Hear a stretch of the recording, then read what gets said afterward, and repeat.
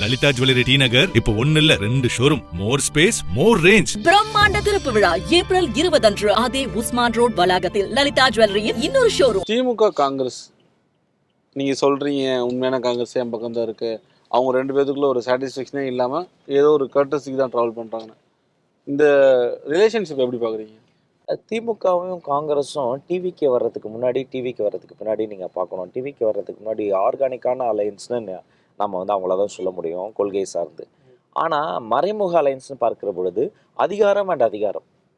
தமிழ்நாட்டில் அதிகாரத்தில் இருக்கிறது திமுக, அங்கே டெல்லியில் அதிகாரத்தில் இருக்கிறது பாஜக. அப்போ தங்களுடைய அதிகாரத்தை தக்க வைத்துக் கொள்வதற்காக ஊழல் வழக்குகள், தங்களுடைய வாரிசுகளினுடைய பிஸ்னஸ் பிரச்சனைகள், இதுக்கெல்லாம் எப்போல்லாம் இங்கே மதியத்தில் புதிய தலைமுறை நீங்கள் பிரேக்கிங் நியூஸ் போகிறீங்களோ, சாயந்தரத்தில் ஒரு இண்டிகோ ஃப்ளைட்டில் கிளம்பி மினிஸ்டர் அங்கே போயிட்டு வரதெல்லாம் நம்ம வாடிக்கையாக பார்த்து கொண்டு இருக்கிறோம். அப்போ அவங்க என்ன பண்ணிடுறாங்க, கொள்கை ரீதியாக இருந்த கூட்டணி என்பதை தாண்டி அதிகாரத்தை தக்க வைத்து கொள்ள செய்த தவறை மறைக்க அவங்க ஒரு மறைமுக கூட்டணி போயிடறாங்க.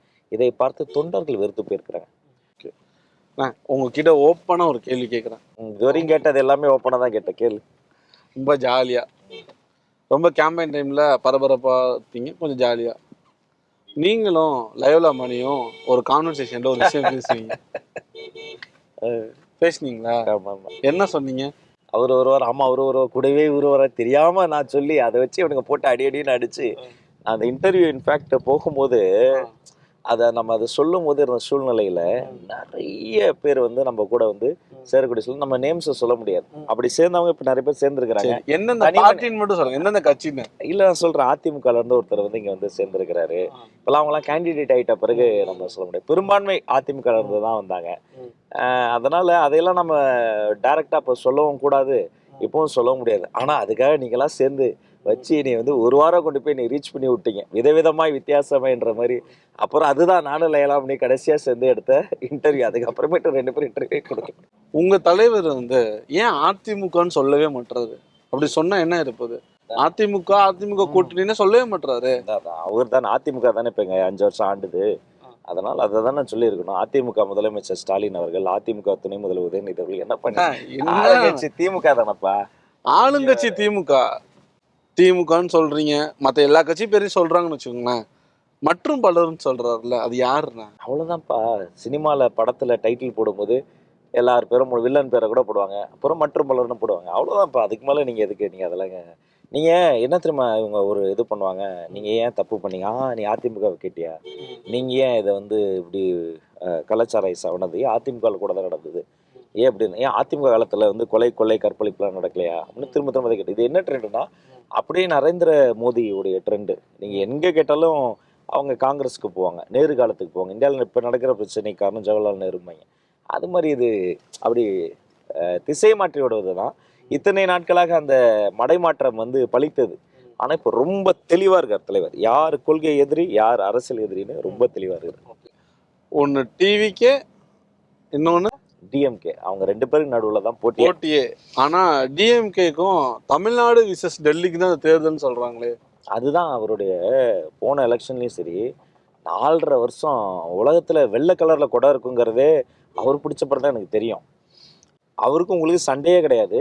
ஆனால் சண்டை மாதிரி உன்னை உருவாக்கி அவர் தான் அந்த ஒரு மீம் நாம் கூட அடிக்கடி இதில் வாட்ஸ்அப்லலாம் பரவாயில்ல, திமுக ஒருத்தர் முஸ்லீமை முதுகில் குத்திக்கிட்டு இருப்பார், சத்தம் போடாதீங்க பாய் பிஜேபி உள்ளே வந்துடும் அவனு குத்திக்கிட்டே இருப்பாங்க, இன்னும் எத்தனை நாளைக்கு எங்களை குத்திக்கிட்டே இருப்பீங்க.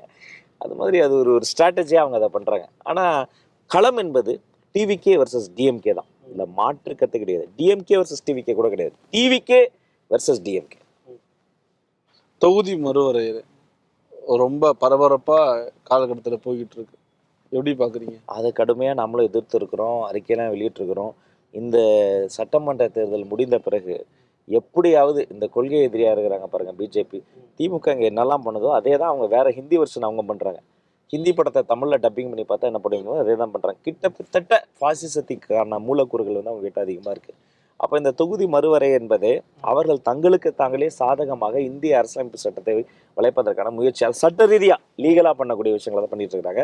டே 1லேருந்து இதை நம்ம எதிர்த்துருக்கோம். சிஏவாக இருக்கட்டும், என்ஏவாக இருக்கட்டும், இப்போ இருக்கக்கூடிய இந்த தொகுதி மறுவரையாக இருக்கட்டும், சாதிவாரி கணக்கெடுப்பு அவங்களும் நடத்தலை, சாதிவாரி கணக்கு ஆய்வை இவங்களும் நடத்தலை. இதெல்லாம் இந்த கடந்த 2.5 வருஷத்தில் டிபேட்டில் அதிகமாக இதெல்லாம் பேசி அத்தனை இடங்களில் வந்து சண்டை போட்டது வந்து நாம தான். அந்த ஒரு இடத்துல மட்டும் எல்லா காவும் திமுக, அதிமுக, விசிக, பாமக, தாவேக்கான்னு எத்தனைக்கா இருந்தாலும் தமிழ்நாட்டை பொறுத்த வரைக்கும் இதை மாதிரியான விஷயங்கள்லாம் நடைபெறுகிற பொழுது அதை வந்து ஒட்டுமொத்தமாக தமிழ்நாடு வந்து எதிர்க்கும். தமிழ்நாட்டுல எத்தனை தொகுதியில தாவேக்கா வெல்லும்? அதிக பெரும்பான்மையோடு ஆட்சி அமைக்க எத்தனை தொகுதிகள் வேண்டுமோ அத்தனை தொகுதிகளையும் தாண்டி வெல்லும். ஒரு பெரிய சர்ப்ரைஸ் இருக்கும். மக்களை நான் நம்புகிறேன், மக்கள் எங்களை நம்புகிறாங்க. நல்லது நடக்கட்டும், நல்ல கேண்டிடேட்ஸ் வெல்லட்டும், நல்ல தலைமை ஆட்சிக்கு வரட்டும். தாவேக்கா தலைவர் விஜய் பெரம்பூர், திருச்சி கிழக்கு வெற்றி வாய்ப்பு எங்க அதிகமா இருக்கு? இன்னொரு தொகுதியை விட்டீங்களே, எழும்பூர் அவங்க தாங்க. கோயம்புத்தூர் திருப்பரங்குன்றத்தில் விஜய், மதுரையில் விஜய். 234 சும்மா நான் வந்து இப்படி தலைவரை வந்து போற்றி புகழணுங்கிறதுக்காகலாம் சொல்லலை.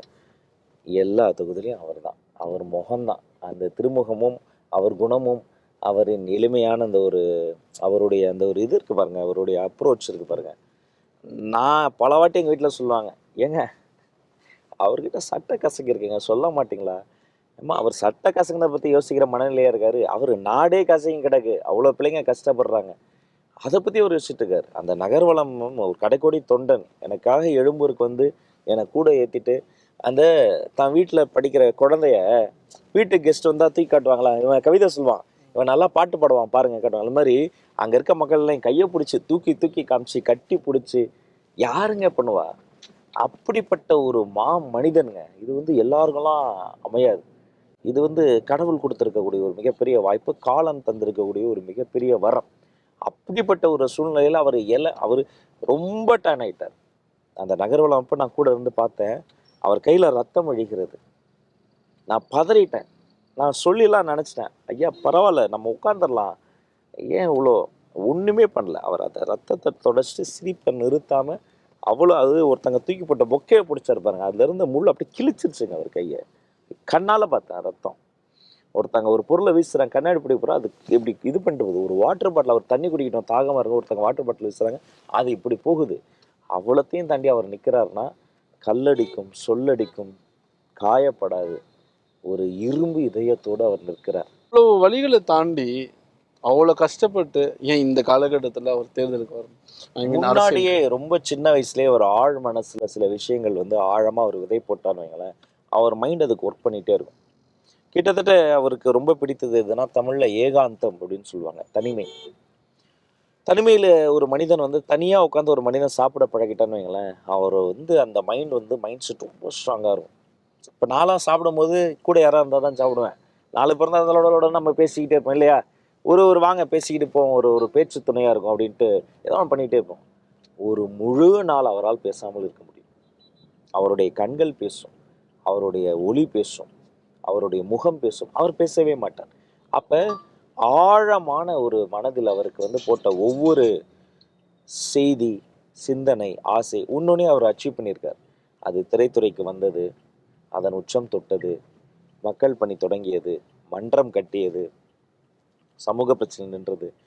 நானும் ஒரு 8 படம் நடிச்சிருக்கேன், 2 வெப்சீரிஸ் நடிச்சிருக்கேன், கணக்கணும் காலங்களில் வாத்தியாரெல்லாம் வந்திருக்கேன். ஒட்டுமொத்த சினிமா இண்டஸ்ட்ரியும் அத்தனை சுலபத்தில் ஜல்லிக்கட்டுக்கு ஆரம்பத்தில் ஆதரவு தரல. எல்லாருமே கொஞ்சம் அந்த மிருகநேசம் அந்த இதில் இருந்தாங்க. ஆனால் வெளிப்படையாக பீட்டாவை வீட்டுக்கு அனுப்பிட்டா என்று சொன்ன முதல் மனிதர் இவர் தான். அத்தனை பேர்லாம் தூத்துக்குடி ஸ்னோலின் வீட்டுக்கு சினிமாவில் வந்து உட்கார மாட்டாங்க, ஆளுங்கட்சியை பயக்க மாட்டாங்க. ஆனால் ஸ்னோலின் என் தங்கச்சி அப்படின்னு அனிதா வீட்டுக்கு ஸ்னோலின் வீட்டுக்கு போய் உட்காந்தது இவர் தான். ஸோ எப்போதுமே இவர் வந்து ப்ரோ பப்ளிக். இது எங்கேருந்து வருதுன்னா, ஆரம்பத்தில் அவர் போட்ட விதை. அவர் இது வரைக்கும் வந்த நதியின் பயணம் வந்து இன்று தான் கடலை தொட்டு சங்கமித்திருக்கிறது. கடல் இந்த நதி தொற்றுச்சுல, கடல்ல இருந்து கரைக்கு வரும்போது இது சுனாமியாக வரும் பாருங்க. உங்க தொகுதி மக்களுக்கு இறுதியா சொல்லக்கூடிய ஒரு கருத்து அப்படின்னா என்ன வரும்? இறுதியெல்லாம் இல்லை, நான் என் தொகுதி மக்களுக்கு ஒவ்வொரு நாளும் உறுதியாக சொல்லக்கூடிய ஒரு கருத்து இருக்கு. நம்ம காலம் இது, எழும்பூரினுடைய எழுச்சி. உங்கள் வீட்டு பிள்ளை விஜய். நான் எனக்காக வாக்கு கேட்கல, எங்கள் அண்ணன் விஜய்க்காக ஒரு வாய்ப்பு தாங்க, ஒரே ஒரு சான்ஸ் தாங்க.